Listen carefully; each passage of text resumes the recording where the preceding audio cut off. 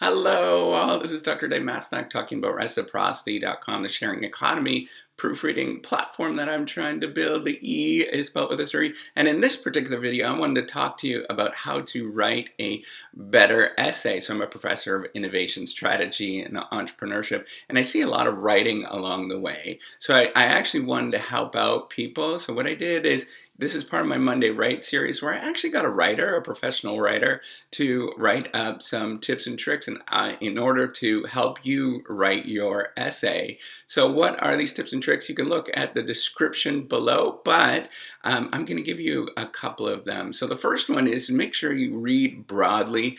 That way you're going to get a lot of inspiration. In fact, what I do is as I'm reading, I will make notes in a separate Word document. Those notes will pertain to whatever I'm writing about. That usually helps out a lot.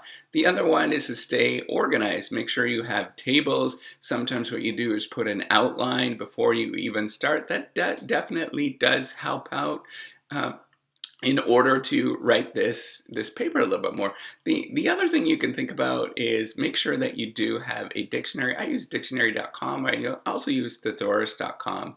The other thing that you can go through is make sure you keep everything simple. A tip that I have learned is make sure you use really short sentences at the beginning of every single paragraph.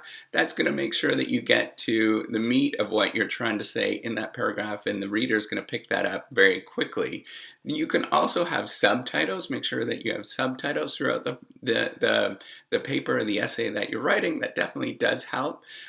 Dividing the paragraph or dividing the argument that you have in your essay into different paragraphs, that is really helpful. So you might have pros and cons for whatever you're arguing, right? So you might have, so for example, 4 pros, and each one of those pros is its own paragraph.